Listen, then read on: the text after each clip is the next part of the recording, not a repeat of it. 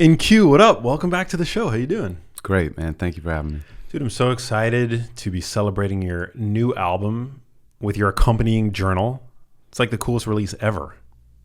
And I want to know all about your creative process. I want to know about the power of poetry for mental and emotional health and its subsequent impact on physical health, which we were talking about. Super exciting. But I thought, we were chatting offline about starting this episode with something a little different. A poem. So, what are you feeling like leading with? I'm going to do something about growth because you said that you shared the affinity for this saying, one of my favorite sayings.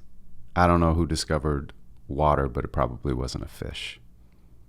And personally, that resonates with me because to me, it means you can't see your own environment when you're inside of it. And it's only when you get outside of it that you even know that it exists. So I wrote this piece.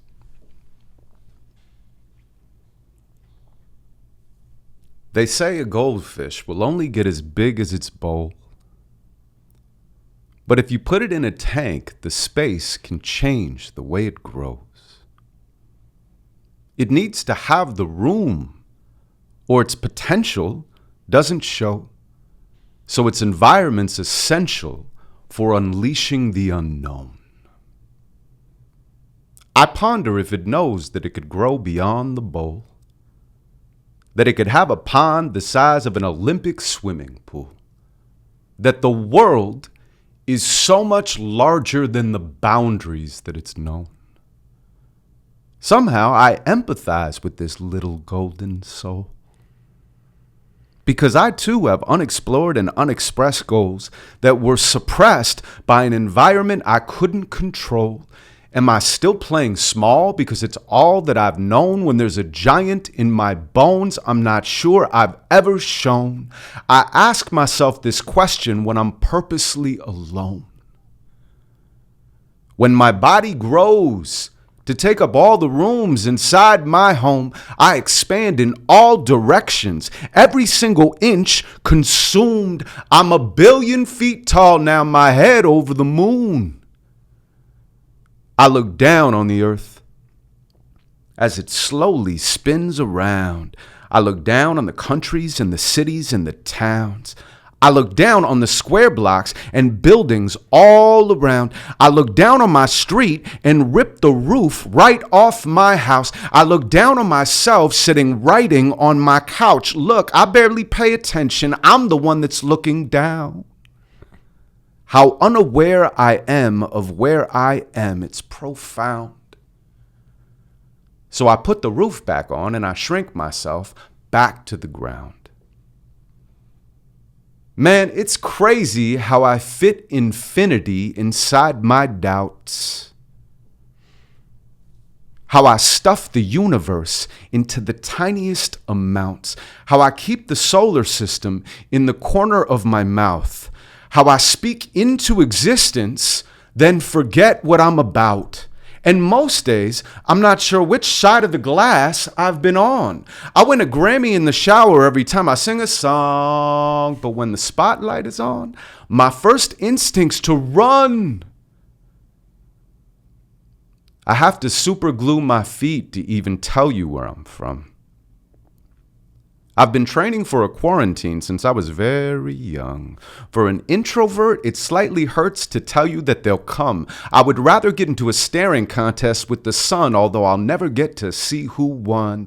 It's nature and it's nurture, twisting into jungle life, fighting the competition, branching out to reach the light. I tried to listen, but could only hear my ancient heart. It screamed at me to make my life into my greatest art. But where to start? These walls are keeping people out and keeping people in. I guess it's good to know where someone ends and someone else begins. But our boundaries become prisons when we see what could have been.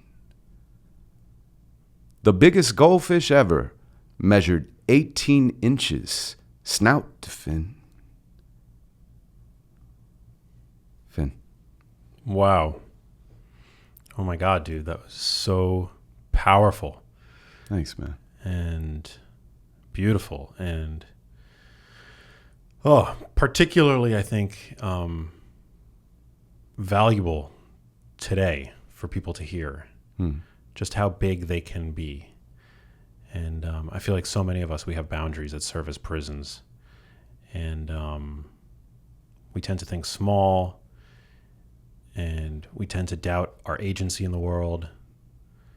And we tend to feel as though we're victims so frequently today. But what a powerful testament to how big we can be. And ultimately that our size is really, it's a mindset. Yeah, wow, that resonates. I mean, hard. What did it make you think of for your own personal life, or how the ever-changing boundaries can become prisons if we're not careful? Yeah, I mean, I just think about the anguish of involved with putting out creative work just for me in my own life. Yeah. And how it at times, just how doing nothing has just seemed like such a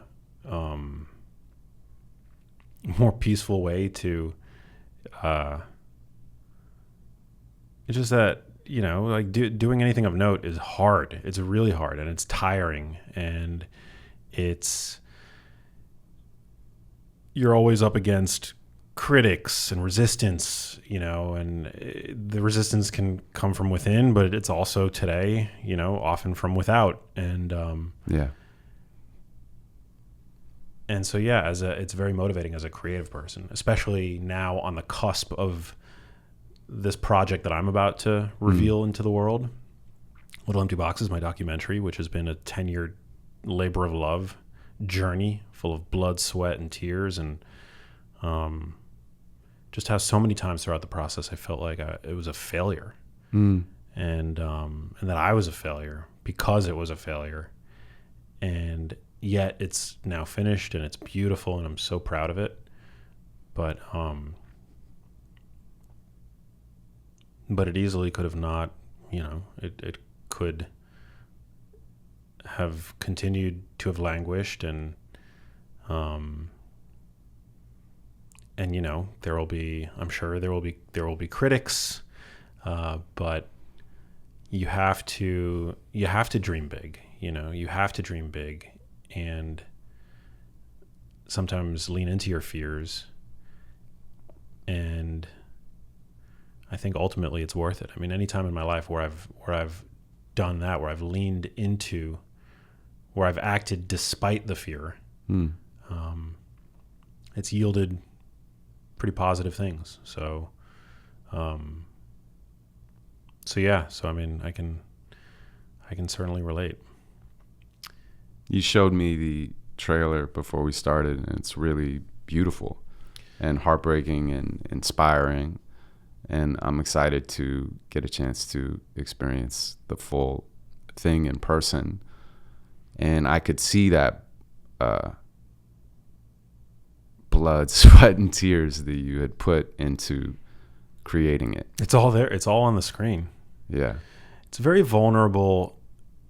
How do you, I mean, because you've said that this new album for you has been the most vulnerable art. It's the most vulnerable art you've ever created. And I feel that way about my documentary. I feel like it's the most vulnerable art I've ever created. And it is art because, in many ways I know that I'm an artist, but I don't think I'm often perceived as such because a lot of my work is about science communication. Yeah.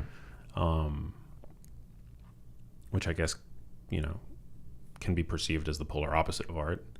But how do you tap into that well of vulnerability and get it out on the page?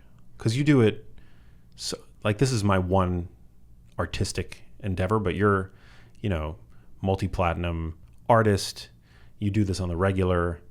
and you've got multiple tracks, like multiple pieces in this album that are each one of them. I mean, is coming from clearly from such a vulnerable place. How do you tap into that? Well, I start with being the first person in my audience, rather than thinking, what do people want to hear, or what will become successful? I think about, what do I want to hear, or what do I want to remind myself of? So, like, for example, the growth poem that you just heard,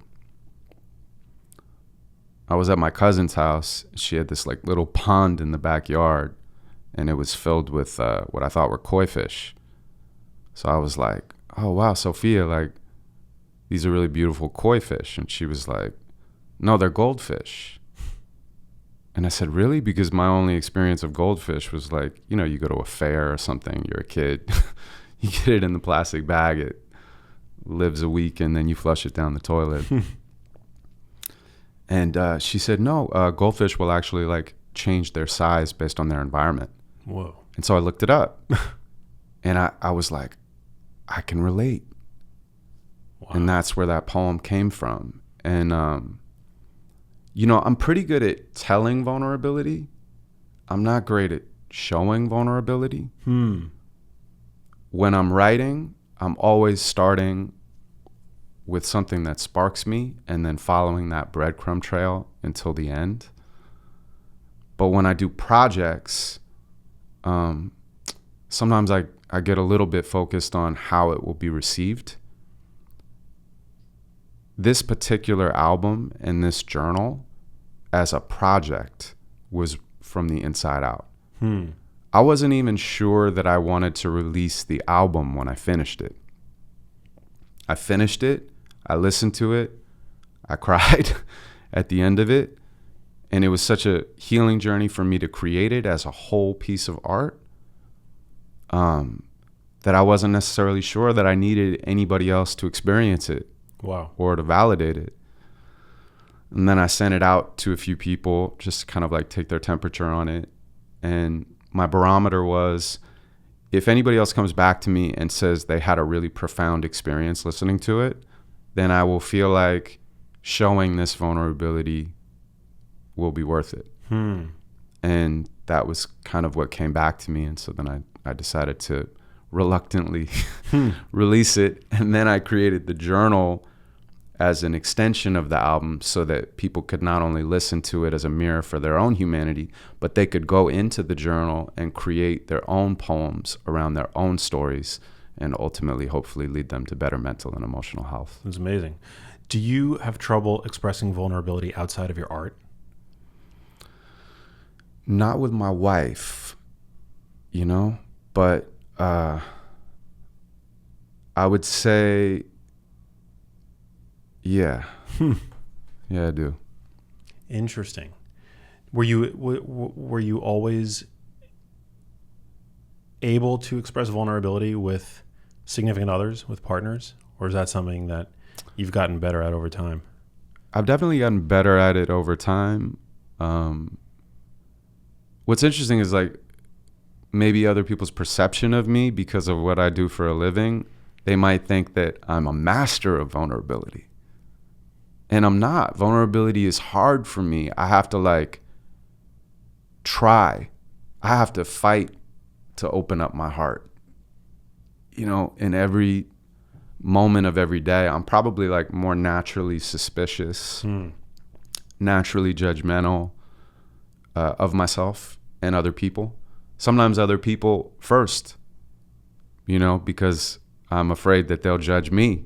So I get at them before they have an opportunity as protection mechanisms. Yeah. But over time, I've worked really, really hard to shed those layers. And what I found is when I'm vulnerable from a place of strength, my life incrementally and accumulatively gets better. Yeah, I feel like it's a common thing amongst artists where, at times their vulnerability is best, or is, I guess, most easily fleshed out in the context of their medium. usually as a response to often, I think, feeling bottled up in their day-to-day life. There's like this polarity that you see sometimes. Like artists are they're, you would assume that most artists are extroverts, right, based on their performances and whatnot. But oftentimes, when you meet artists, I think what has surprised me when I've gotten to meet artists that I look up to is that they're often a lot different, off stage than they are on stage. They tend to be a lot more introverted, a lot more closed off. Yeah. It was interesting when you were talking earlier, I felt your vulnerability in sharing about the documentary and how hard it's been to bring it into the world. And the first thing that I thought was how encouraging that must be for other people to hear, because we're in this culture of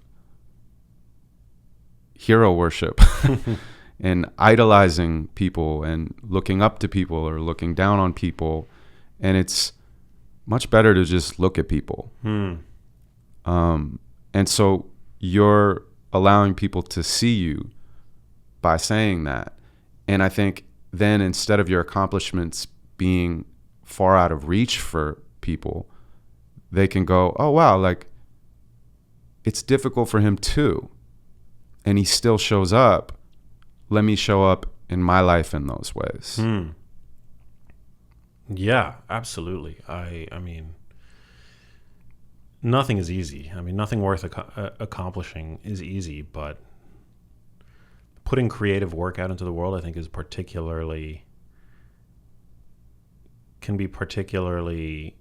can feel particularly challenging, because it's not like the world needs another love song, to be honest, right?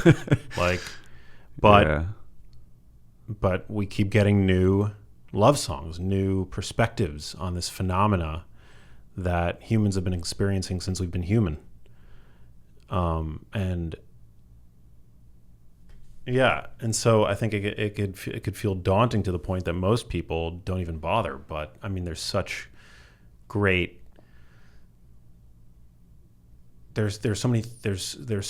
much to be gained by leaning into your fears, whatever that fear happens to be. For an artist, it's creative expression. And I feel like most artists don't have a choice, really. It's like either either I'm going to put out my art or I'm going to die. Yeah. And I relate to that. Yeah. Yeah. Less now. But when I started, I was completely obsessed, and it felt like that. It felt like life or death. Life or death, yeah. That usually begets the best art, to be honest. Yeah. But then you hone your craft, and you get better and better at it. And it's very powerful. What does creating do for you from the standpoint of your mental, your emotional health? I think creativity is alchemy. And so it's taking something and transforming it into something else. It's moving energy, emotion, energy, and motion, right? But oftentimes we don't move that energy. It gets stuck inside of us. Can become disease, or we take it out on somebody in traffic or whatever it is. So, not to continue to just come back to this journal and the album, but part of the beauty of the journal for me, and part of the beauty of scaling the workshops that I do in person so that people can have this experience without me and have a structure to continue to create, is to look at poetry as a genre, but also creativity in general as a modality for moving that energy and for alchemizing pain into beauty. So when I teach people how to write a poem, I just say choose something moving and meaningful. And if you start there, the rest of the poem will almost write itself if you give it enough time and space. And if you don't try to make something great, you just try to make something true. So then you're thinking about something you want to release or something you want to manifest, and you're going into it and there's a magic there. But I think oftentimes as adults, we only play in the things that we're great at. Or we look at art and we think, I have to be a professional to do that. And it's like, no, art is medicine. And art is alchemy. And you have to create structure around it to use it as an outlet, the same way you would do with yoga or boxing or, meditation or breath work. I feel like it's in a similar category. It's just often overlooked.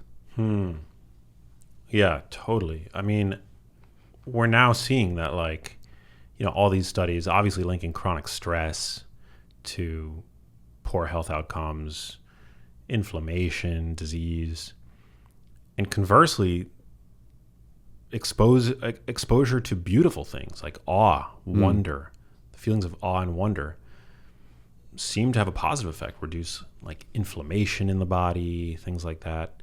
And I know what inspires awe and wonder is likely somewhat different from person to person, but I experience awe and wonder when listening to when watching, when consuming great art. Yeah. Like music for me. I mean, I regularly get, whether it's like a lyric or a vocal, passage or phrase,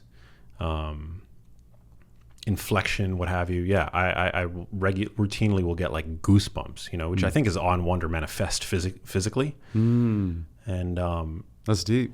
yeah, and I get that on a regular basis. And when I, because I've been playing guitar and singing for now about 20 years, and there was a point at which I started to be able to give myself goosebumps, during like performances. Yeah, even by myself at home. I gotta say that's when you know you've touched the truth. There's a term for that. It's like the aesthetic aha or something. It's like I don't know if we know exactly what's happening in the brain and the body when that happens, but it's a powerful feeling. Yeah. What's your process like? Is there a time of day where you tend to be most prolific, or where the vulnerability seems to be less effortful? Or is it just like lightning striking, like when it comes, it comes? So I've been writing since I was 14, and I'm about to be 46. So this is the longest relationship of my life, my relationship with rhythm and rhyme. And because of that, it's changed. There's been so many different seasons of my creativity. The last thing that I made, we were doing a corporate gig in Mexico. And on the way out, we decided to go whale watching. So we hired a boat and went out and had that experience before getting on the plane and heading home.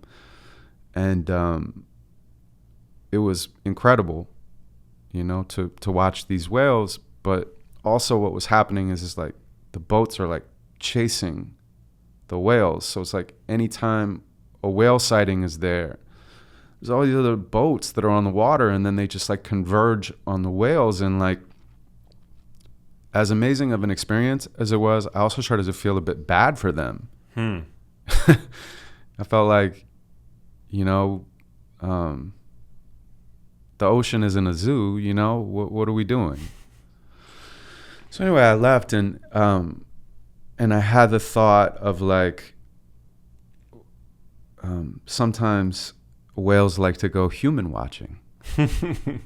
I know it seems something, but I know it seems, but it happens quite often. Anyway, I ended up writing a children's book, this like short children's book poem about these whales that sneak out of the ocean in the night to go human watching. And it was because something touched my heart in reality, and then it's almost like when you're on shrooms and everything's like a little brighter, something is just a little brighter, and I'll like grab a hold of it and I'll put it in my pocket for later. And then as long as I start in that place, I've already started in the truth. So I don't have to find the truth. I just have to follow the truth. Do you write on your smartphone? Do you write in a journal? Well, when I teach people to write, I have them write on paper because there's something very tactile about doing something, the physicality of it, the connection between your mind and your heart and your body, getting it out. For me, though, I've been doing this so long that like I love the ease of writing on my smartphone and the convenience of it because I can do it anywhere. I can always write down ideas and then I can cut and paste and edit at such a fast pace. And then also like right now I have all of my poems in my pocket. So I could just take it out and find the one that I feel like I want to share if something inspires me, you know, that fits this moment. So do you use voice notes? Not for capturing things for the first time. I use voice notes for practicing. But even practicing is like a weird word for it these days because I don't like consider myself like in practice to get better. Yeah. I'm just like, I'm not even really rehearsing. I'm just like exploring the piece and I'm messing with it. Like there's a lot of like exercises that I give people in here other than the prompts for them to create and context on poetry. So it's like memorization, actualization, manifestation tips around creativity. And like sometimes when I'm on my own, I'll read the poem really, really fast, or I'll read it really, really slow, or I'll scream it at the top of my lungs, or I'll whisper it. I'll do it happy, I'll do it sad, I'll do it angry. And it literally doesn't matter in these types of creative experimental phases whether or not it feels true and organic, because I'm just discovering truths that I might not have even intended when I wrote it. So then when I go back to reading it normally, it has all of these like levels that are beyond what I initially created. Do you have any poems that are more painful to perform than others? Yeah, I do. I mean, I think the one about my father, which I did on the last podcast that we did, was certainly quite painful for me to create, and it was painful for me to perform, but there was also a little bit of an energetic release around that every time I did it. And that's one thing that I try to like teach other people when I'm facilitating is if you get a story out of your system and you share it with other people, it has less power over you. So the pain that I feel when I'm sharing those things is almost like a rite of passage to live a better life. Yeah, so it is interesting how, you know, when you're able to take something that's really painful, transform it into art, how there is that sort of release. You know, it's really I remember when I was about 10 years ago, I wrote a bunch of songs. I was actually really prolific. Nobody knows this about me at this point, but I was really prolific as a songwriter about 10 years ago. And because I'd gone through like a breakup, and was it 10 years ago? Yeah, it was like maybe a little bit more than 10 years ago at this point. But I remember music was like the only medium for me to really express the inner world, to express what was really going on, how I felt about it. And I just remember this like really powerful creative outpouring of material. And then every time I would perform, it would feel like this like release valve being opened. And so I can only imagine. I think you're going to feel really free when the documentary is out. Oh, I can already feel it. Yeah. I mean, it's not out yet. We've got a long way to go. It's coming out soon. But yeah, I'm excited for people to see it, and I'm excited to have it behind me Yeah, totally. and to know that it's out. It's funny. I really relate to you with this project. I want as many people to experience it as possible, and I'm also ready to move on. Yeah. Oh my God. It's yeah, the whole process. It's like, it's wild. So when it comes to teaching people poetry, I mean, this is, I've always actually believed, because I taught myself music. I'm an autodidact. I didn't grow up as a singer. I wasn't like a guitar player in high school, but out of sheer will and dedication and discipline alone, I taught myself to be like essentially a singer-songwriter. Like I taught myself to sing, to play guitar. And that taught me that anybody, like I feel really strongly that anybody can make music if they want. Anybody can do anything if they want. 100%. You just have to do it. You just have to like dedicate yourself to it. And so with regard to poetry, is this something that you feel that anybody can, it's a craft that anybody can maybe not master to the degree that you have, but at least start creating and putting out work that they're proud of? Yeah, absolutely. I mean, I get hired at all these company and corporate gigs now, but originally I was doing it at libraries and after school programs, and it was like teenagers that I was teaching how to share their story and alchemize it through poetry. I did that for many, many years. And then I ended up getting my first corporate gig, and they paid me like crazy money, man. A lot of money. Yeah. And my mom was a school teacher, and my father was not in the picture at all. And I just couldn't believe they were paying me this amount of money to come up and do this thing. So I did the exact same program, that I used to do with the kids, juvenile facilities, and, so I'm doing it, and it goes amazing. Like, people love it. And then like 3 weeks later, the CEO calls me up, and he's like, hey, I just want to thank you because 2 people quit after your workshop. They realized it's not what they wanted to do. Whoa. For their lives. And he said, now we get an opportunity to bring in 2 other people that actually want to be there, which will make the company better. So I hung up, and I thought 2 things. I was like, okay, this CEO is a really special person, because it could have been a very different phone call, right? And then the second thing I thought was like, this is completely unsustainable, and I better find a way to massage it into corporate culture without losing the impact.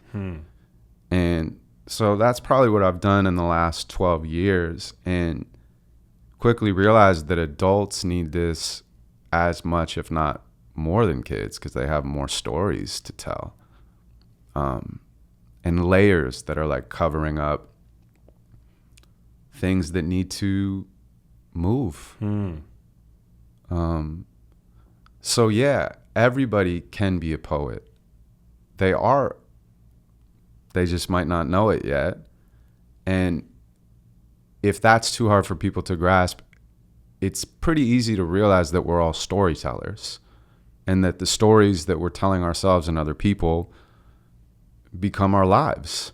And so we have to be really careful what stories we're telling ourselves and what stories we're telling other people.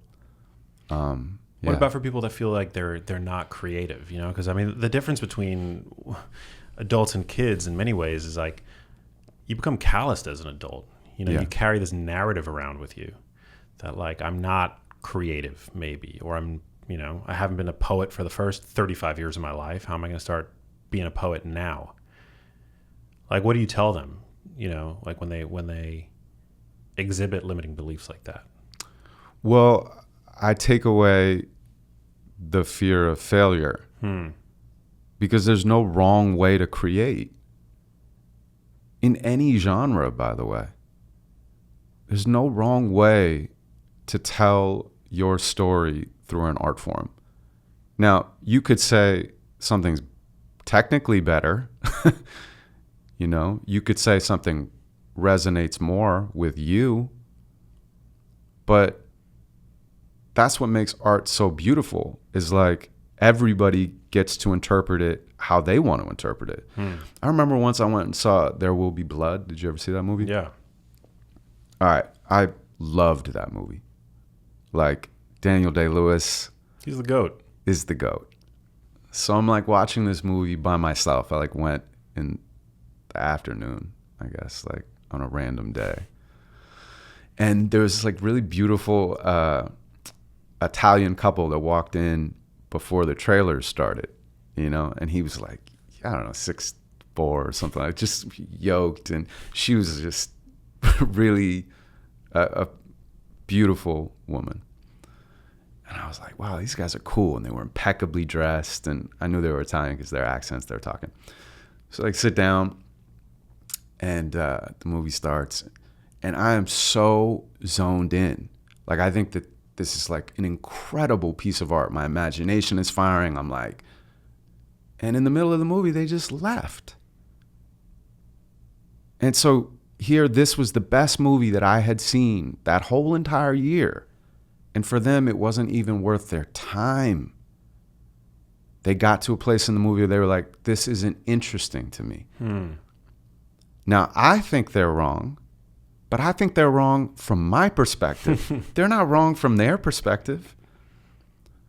So I say all of that to say, if the best art in the world can be interpreted by anyone, then why not just create for the sake of creation? Like, you don't have to be great. You just have to tell the truth. Yeah. I mean, the subjectivity of art, I think, is really very interesting. I mean, I'm almost embarrassed to say this, but when I first saw Dune 1 in theaters, Yeah. I walked out. You did? Yeah. Tell me why. Because I didn't understand what the hell was going on. Yeah. But then I watched it at home on VOD, like Netflix or whatever it was on. And which, by the way, for complex movies, I vastly prefer. I'm so glad that this is now a thing where people are all more collectively more comfortable watching movies at home. Totally. And that movies are coming out at home quicker.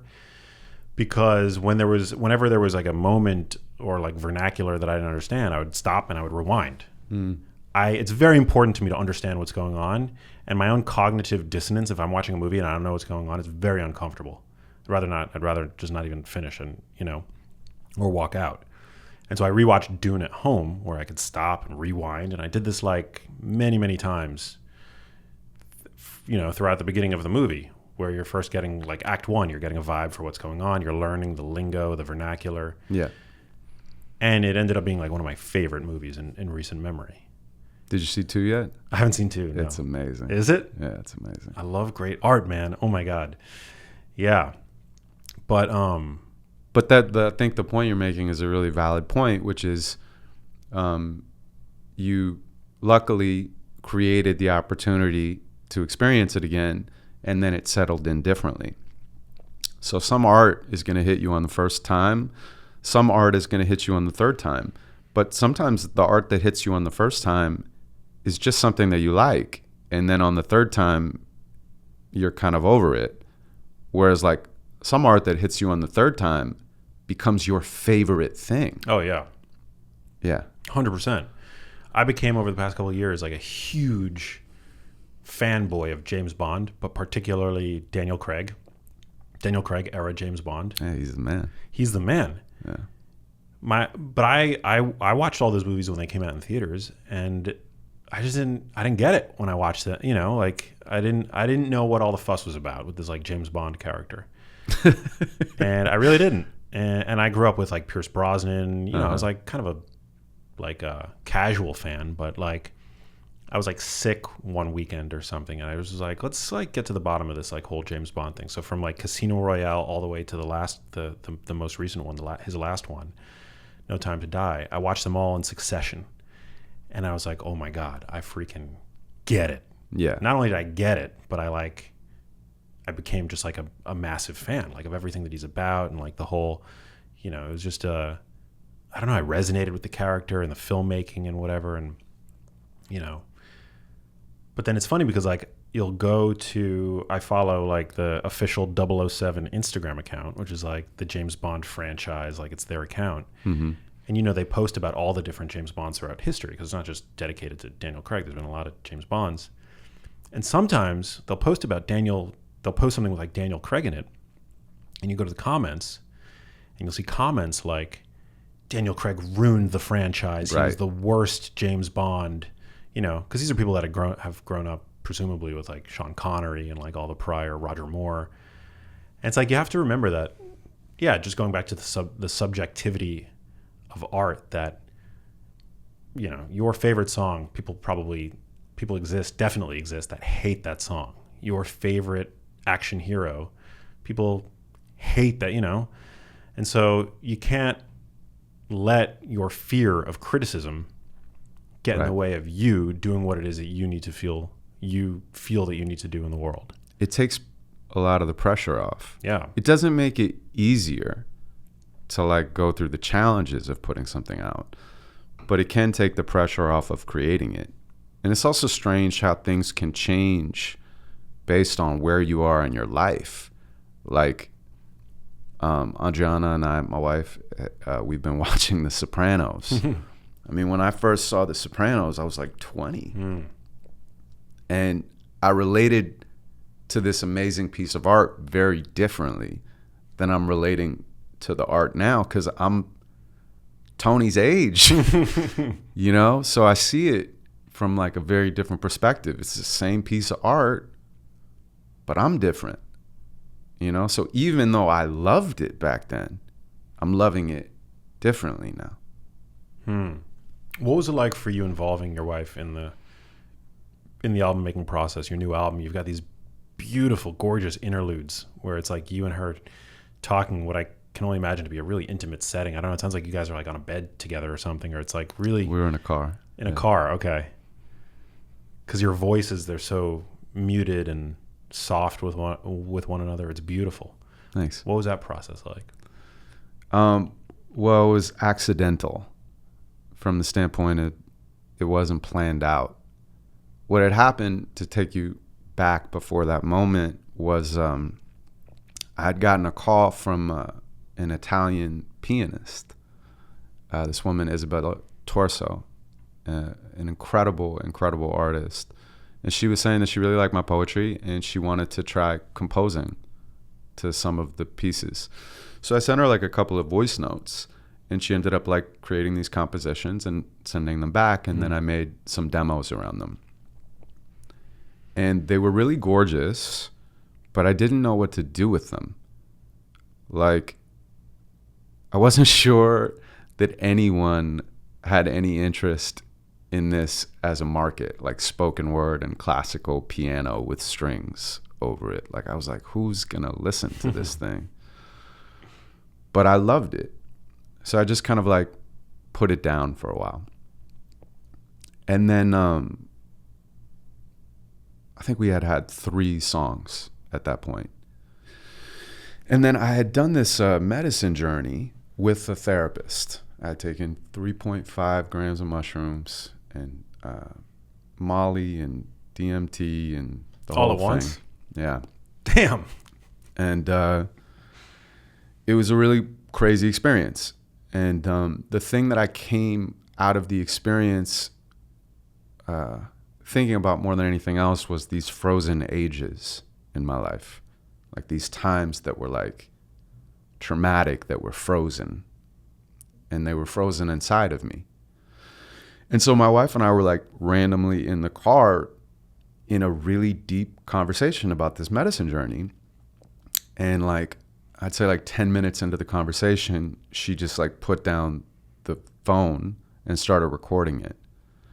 And she told me that she was doing it, but we were already so into the conversation that it really didn't like change our level of honesty or intimacy, really. And there we're going back to that difference between telling vulnerability and showing it. I mean, we were talking, but I was really showing it. And then she sent it to me like a few days later. And I listened to it. And when I listened to it, I was like, maybe I could cut this up and have it be the through line to the album. And that's kind of where the whole project was born. Wow. So cool. So they're all recorded in the car. Yeah, the poems are recorded in the studio, but the whole conversation is just this really private conversation that we were having about life. And the album is really about the path to love, self-love and romantic love. Wow. How long have you been with your wife? 6 years. Wow. Yeah. She's so sweet. She's the best. Yeah. Yeah. I remember we were at, was the first time I met her, it was at Mike Posner's house? Yeah. You had just begun like a journey on a plant-based diet. I had. Yeah. Yeah. You still on that? Mostly. Doug Evans, who's a great friend, and Mike have both been pretty inspiring and gently pushing me in that direction. But I've been eating fish now. And I find that really feels good to my body, and eggs feel good to my body. But I haven't been eating meat or chicken. It's funny, though, the end of the album, she ends up saying, because this was prior, she ends up saying, do you want to go in and have a CBD bubble bath? And I say, yes. And then she goes, cool. Will you grab the chicken? And so that's literally how the album ends, is I grab the chicken, which is like a funny little joke to me that always makes me smile. Wow. But one thing I will say is that I think Whole Foods, which I know is a big thing for you, has been more important than anything else. I feel really healthy. I lost like 20 pounds or something like that, and feel more energized. And so that's definitely been a lifestyle change. Yeah, I think that's really that's like the low-hanging fruit, or the big lever for most people is like prioritizing whole foods, in one's diet. Like the whole conversation about animal-based, plant-based, it's gotten a little bit tedious to me, I guess, because most people would be just well suited avoiding the ultra-processed stuff, which is so common today. Yeah. But it's weird when you get used to it, how sensitive my body has become when I'm doing something that it doesn't feel good doing. Like if I cheat one way or the other, I can feel it. And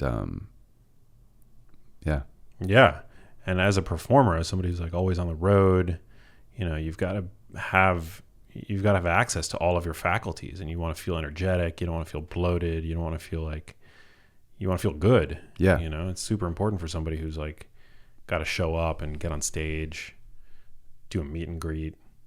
You want to make sure that your food is serving you. 100%. So as long as your diet is serving you, I'm happy with it. Right. Yeah, that's great. I love that. So what's the plan for the album? Are you about to embark on some like crazy tour? What's the release looking like? Well, we've been doing podcasts now. You're the first in-person podcast that I have done. So I love that. Grateful for that. And excited to have people that are my fans, but also people that aren't, or even people that don't even like poetry in general, have an opportunity to explore the album and then explore their stories through the journal in a new way. So just getting into larger and larger circles that aren't in my immediate or the people that already listen to NQ stuff is important. And there's, I think, a lot of different ways we're going to do that. We're going to do touring throughout the year. We're going to find kind of like unique artists to collaborate with that might create visuals around some of the album, like specific songs, and put those out. And And then doing like listening parties / workshops in cities all around the country, like, and even the world. We're setting something up in Mexico City right now. There's like a lot of opportunities in terms of like showing up, doing workshops with people, having a listening party experience like we did the other night. We just literally had 17 people show up and put on eye masks. Wow. And like lie on yoga mats and just listen to the whole album as an experience, and then come up and move into a sharing circle, and then we all wrote together and people got up and performed. So that was really, really powerful. And then also just shows. You know, we'll do like specific performances and try to get the word out. It's dope.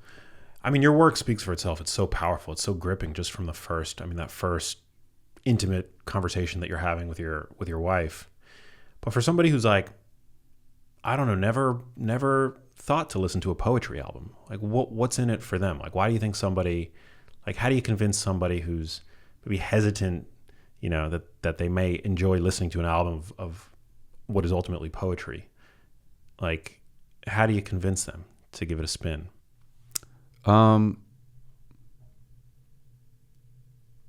It's a great question.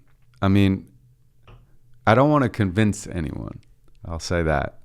I'm like too old to beg for attention, you know, but I would invite them. I would invite them to have a new experience. I kind of look at the album as like an audio movie or something. It's like there's a very specific beginning, middle, and end. And it definitely like leaves you in a place of empowerment and hope and infinite possibility even. And that was what it was like for me to create it, and it's what it's like for me to listen to it. And so I hope that other people receive those same gifts. Yeah, you're letting your audience into your heart. It's very powerful. Yeah. What's the best way to listen to it? I think you could take a drive if you want. You could take a hike if you want. You could put on headphones and just kind of lie down and experience the whole thing. It's meant for people to hear my story and to reflect on their own. You know, like, I don't want to overly confine what people get from the album or the journal. What I want to do is open up a doorway. I'm welcoming them into my heart so that I can also welcome them into their own heart and into their own past and into their own kind of unresolved issues. And I know that sounds like pretty intense maybe to somebody who's listening to this, and you might be thinking, why do I even want to do that? Or why would poetry do that? It was born from a medicine journey, and I think it kind of feels like a medicine journey. Like, if you listen to it from complete, you know, A to Z, it circles back. The album's called The Never Ending Now, and it's 40 minutes and 4 seconds. So we have a circle there, and it kind of starts where it ends. So it could just loop on forever, you know? Yeah, so it's an invitation. I love it. I know this is kind of like asking you to pick your favorite child, but is there a track on the album that stands out to you as being one that you're particularly proud of? Maybe even a favorite? I don't have a favorite. I do have one that came to mind right now. And it's called Fear. And it's about overcoming fears. And realizing that most of the things that we're afraid of, even if they're real, they're not real right now. And we tend to hold on to our fears in a way that stop us from embracing our lives. So I think that was like a poetic way for me to come to terms with my fears so that I could come to terms with being courageous in the way that I want to be. What does courage mean to you? It doesn't mean being fearless. It means accepting my fears, acknowledging my truth, and then doing it anyway when it's worth doing. And when I have been able to do that in my life, I'm leading by example, you know? So hopefully then other people can see that and do that in their own way, whether it's a really big thing or a really small thing. Yeah. I think it's vital today, especially in a time where so many people feel disempowered. What are you thinking when you say that? Well, it's like, we have so many. There are so many like scapegoats now at one's disposal to preempt having to do the real work, whether it's mindset, I was just born oppressed, or pharmaceuticals, it's a lot easier to take the pill or the shot than to put in the hard work of dialing in one's diet, lifestyle. I have nothing against pharmaceuticals, but it's no question that pharmaceuticals tend to be overprescribed in a time where your average person gets 15 minutes with their physician.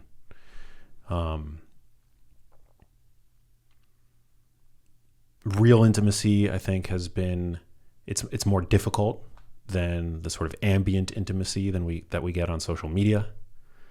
I love that, by the way.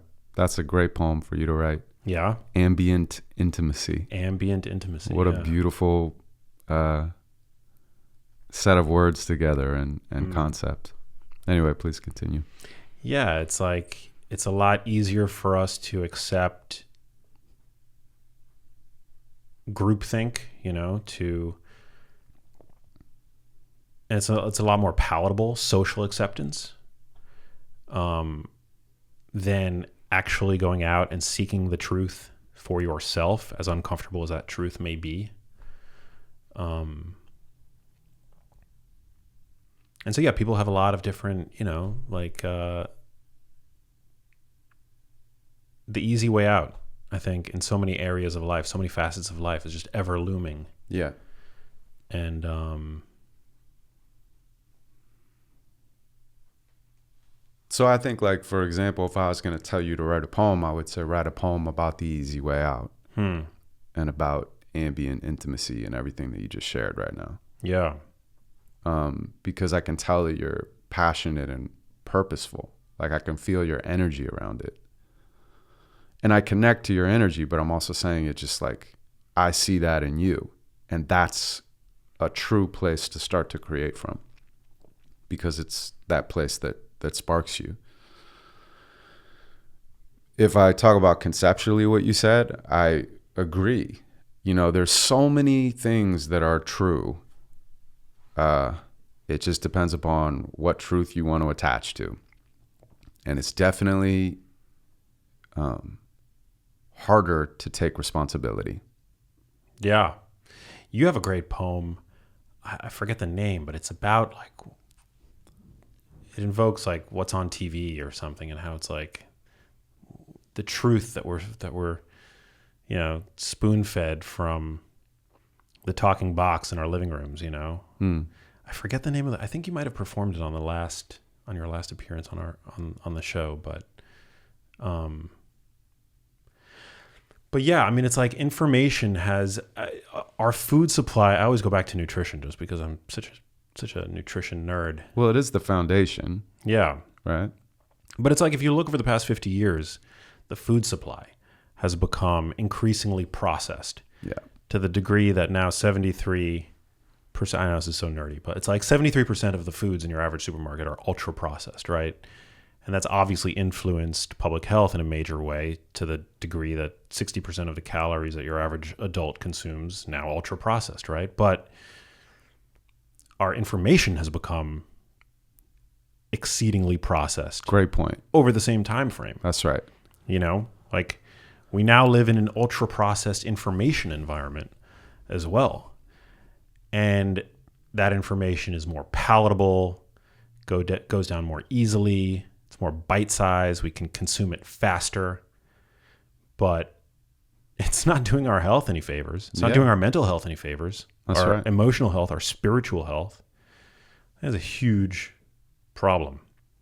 I mean, it is part of the reason that we're releasing the album and the journal in May, which is Mental Health Month.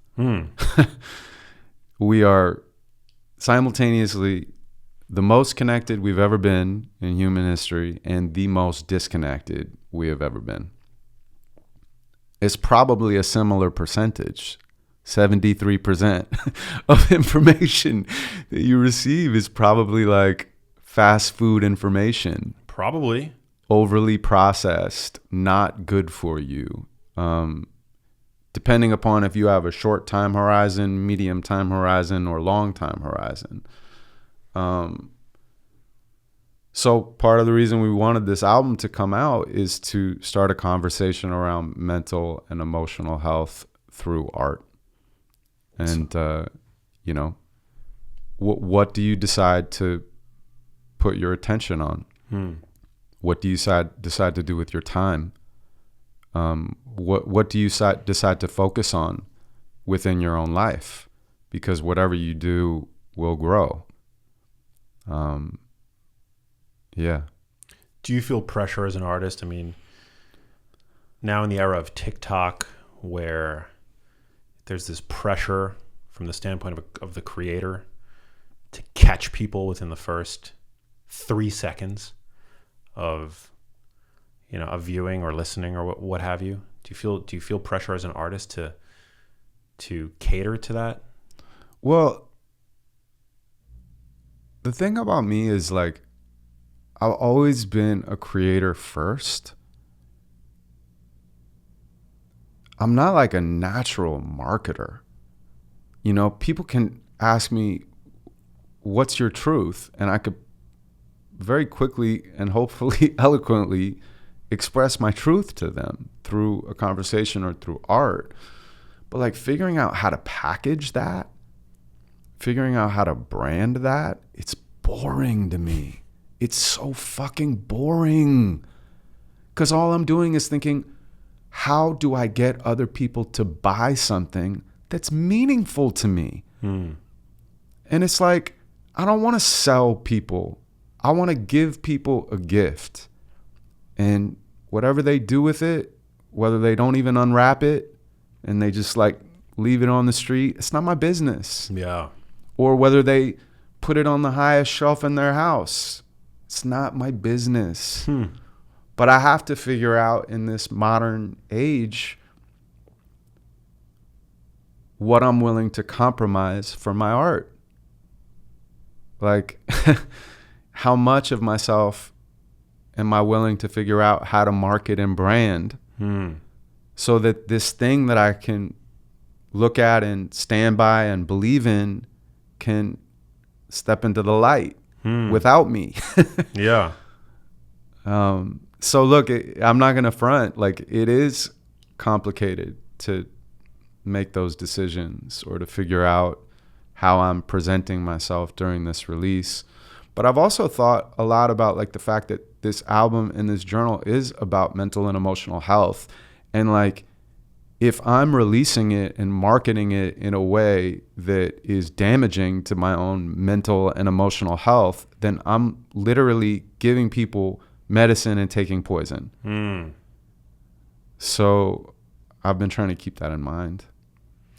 Yeah, I mean, it's a tricky balance to strike, you know. How do you do it? Like, what is your experience? Well, I guess it's relevant to me in particular now because, you know, let's just take the podcast, you know, as an example. Like, this podcast is my pride and joy. I love it. I feel like I create art with every episode, you know, even episodes that are really like science heavy. Yeah.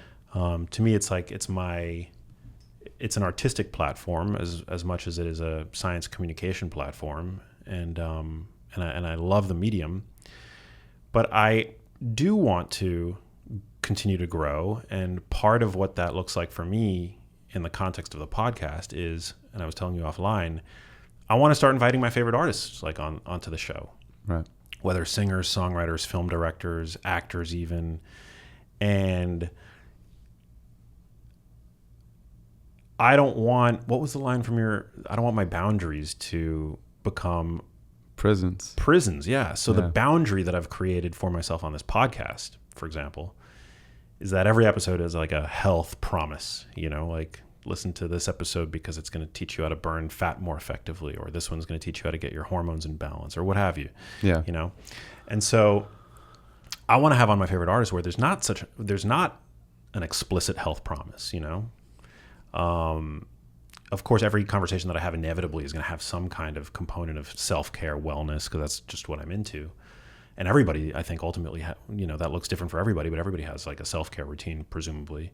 But I want to be able to, so the challenge that I'm trying to figure out how to do is how to be able to put up episodes that don't have like an attention-grabbing headline. Yeah. That I can just put up and hope that my audience like shows up and listens to that episode, despite there not being like an overt, this is what you're going to get from it. Yeah. Because that's the marketing, I think that one of the things we kind of like briefly touched upon before was that art is an avenue for wellness. It's just not like something that everybody usually thinks of when they think of art. They think of art as like a completely different category, but art is health. And so hopefully the people that are listening to this will want to expand their idea of what personal health can be. And you having those different people on that inspire you in different ways can kind of like further that conversation. And then the other thing I would say is that like those boundaries that you created, you've played so well inside of, and maybe people are used to those boundaries, and so they define you by the boundaries that you created. But I think that you have a really good relationship with your audience, and I think that you have been willing to continue to show up authentically. So I think your audience can also grow with you, in the ways, the corners that you might want to explore. And like we said, you can't convince them. You can only invite them. Yeah, we're going to expand beyond this fishbowl. Exactly. Yeah. Bringing it full circle. 4004. 4004. Yeah. Yeah. Well, so dope, dude. I'm so glad that you came in, and I'm really excited for people to listen to your new album. It drops May 1st, right? Yeah, May 1st. May 1st. Amazing. May is my birth year, too, so What's your birthday? That's an auspicious month. May 29th. May 26th. May 26th. Nice. Gemini. Gemini. Love it. There's like 12 of us sitting here having a conversation. Yeah, right? Yeah. It's great, though. I'm proud that I'm a Gemini. I always get groans from people. Apparently Gemini is like more likely to be an artist, I think, because of that sort of like duality. Yeah, I mean, I get groans too. And they're probably deserved. Maybe. But I love Geminis. Yeah. Yeah, we're good people. Give us a chance. Give us a chance. Yeah. Where can people find the album? Where can they connect with you on social media if they want to hear more and visit and attend one of your shows, which I highly recommend? Thank you, man. Yeah. We'll actually do a giveaway of the journal for somebody in your audience as well. If that's something that, feels good. Yeah. We can figure out a cool way to do that. But people can find me on my website, in-q.com, InQ. InQ is short for in question. So in-q.com. And then on social media, it's just @INQLife. And yeah, I'm on Insta and, YouTube and all that good stuff. And the album will be on Spotify and it'll be on Apple. And the journal was created in partnership with Passion Planner, which is a leader in the planning and creativity department, and so they've partnered with us to bring this journal into the world. So yeah, it's a beautiful book. Yeah, you can get that on the website, Passion Planner, Amazon, anywhere. So maybe people, if they share this episode, this podcast, on their social media, maybe tagging you, tagging me, maybe the first handful of them or whatever you decide, we'll send out a copy of the journal to. Yeah, that sounds great. We'll figure that out. And then, yeah. I mean, it's also like, if people can't afford the journal for whatever reason, just reach out to us and we'll give you the free PDF. We would really prefer that people can experience it digitally than not at all. And it's also like an exercise book, right? Like you're going to learn how to be poets, essentially. Yeah, 100%. Yeah. So cool. Love it. Do you want to close out with another poem or something? Can we? Yeah, of course. Oh my God, yeah. I didn't think we were going to, but yeah, that would be amazing. Let me see. I think the interesting one would be to do the fear one, because we talked about it. We talked about it, and I think we could go from goldfish to sharks.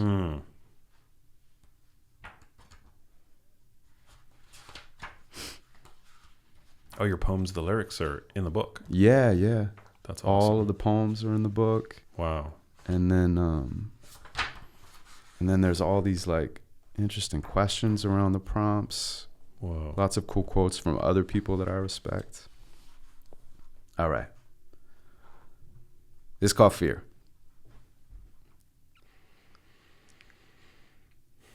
You're more likely to be killed while driving to the beach than by a shark.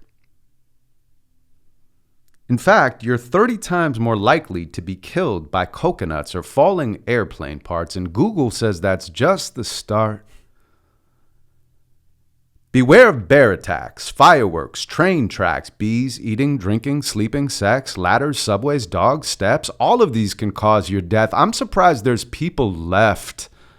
Biking, boating, cancer, smoke, lightning, striking, hunting, stroke. Hippos are no fucking joke, and chicken wings can make you choke, or slipping on a bar of soap. Anything can make you croak. Lawn mowers, trees, guns, snow, wind, rain, sun. Many drown or die of thirst. Selfies are the fucking worst. Falling backwards off a cliff for likes that you will never get. Fire, ice, poison, snakes, rivers, valleys, deserts, lakes, knives, ties, all types of sports. They've weaponized our spoons and forks. Cows, wheat, sugar, pork, obesity of every sort. Which brings me back to shark attacks. Statistically, they come up short.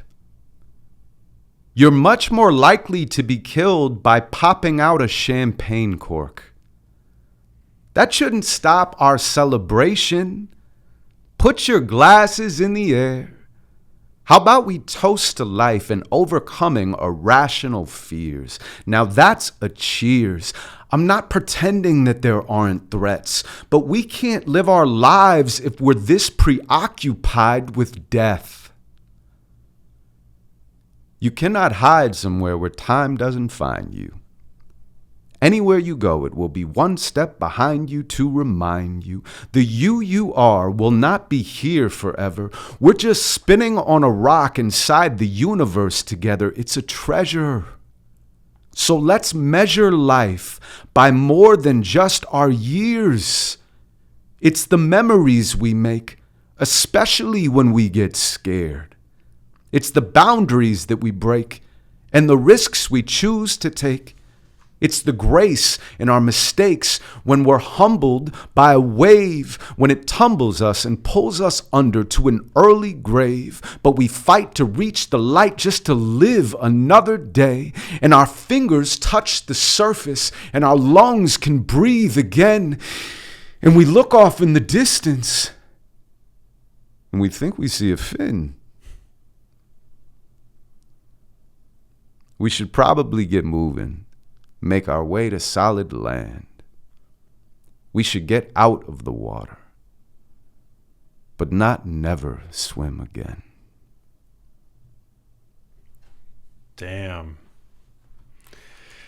So good. Thanks, man. Well, and actually very apropos for I think like the world that we live in today.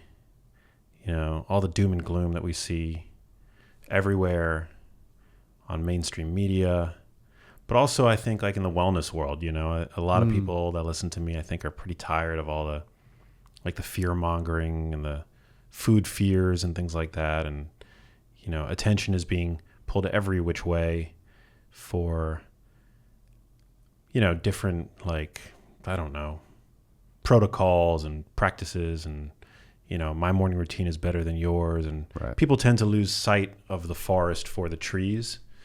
And for me, this poem, how it hits me now, it's like it's just a very powerful reminder to just relax, you know, and have no fear. Focus on the big picture. And if you believe that everything ultimately is going to be okay, chances are it will. I agree with that, and that inspires me. That's like nicely said. If you believe that everything will be okay, chances are it will. We're constantly like being inundated with sex, money, violence, you know, in different orders over and over again. And they're playing on our fears to make us buy things. And it's not that the fears aren't real, but like if you were to statistically look at our world, it's better than it's ever been, you know? And it seems to be getting better, but we perceive it as getting worse, which is like interesting to just acknowledge the truth of that dichotomy. Yeah. Yeah. So true. Well, thanks for doing what you do. Thanks for having me. You too, man. Yeah. Thanks for being such a light. And I highly recommend that people go and listen to your album. It's amazing. And yeah, I think it's going to resonate. And I can't wait to see you perform. The next time I get to see you perform, that's always such a treat. Well, you have VIP tickets whenever you want, and I'm looking forward to seeing your documentary as well. And it's just great to spend time, man. And you're national. You tour like people, because I mean, people listen to this from, I mean, all around the world. But like, yeah. So you're out there. Like people can find you. Yeah, 100%. Yeah, I'm all over the place. Love it. Hey, if you like that video, you need to check out this one here, and I'll see you there.